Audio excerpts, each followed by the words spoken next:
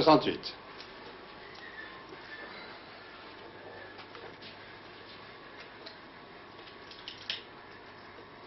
Ben, c'est une affaire qui aurait pu tourner aussi mal, vous savez.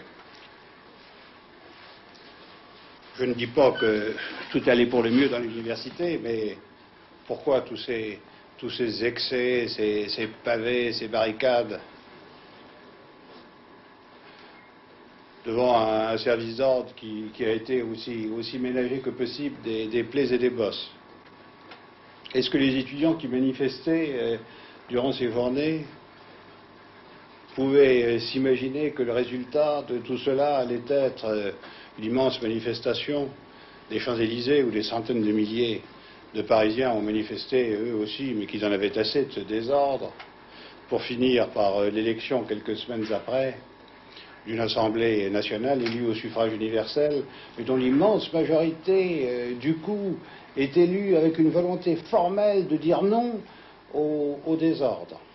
Et je vais vous dire une chose, c'est que la chance de la France, la chance exceptionnelle de la France dans cette affaire, a été qu'elle a eu à sa tête un homme politique de génie, qui ne voulait pas être un dictateur. Mais l'exception confirme la règle, il faut se le dire. Nous allons d'ailleurs entendre pendant quelques secondes le général de Gaulle. Si une révolution, c'est des exhibitions et des tumultes bruyants, scandaleux et pour finir sanglants, alors non, la participation, c'est pas une révolution. Mais si une révolution, ça consiste à changer profondément ce qui est, notamment en ce qui concerne la dignité et la condition ouvrière, alors certainement c'en est une.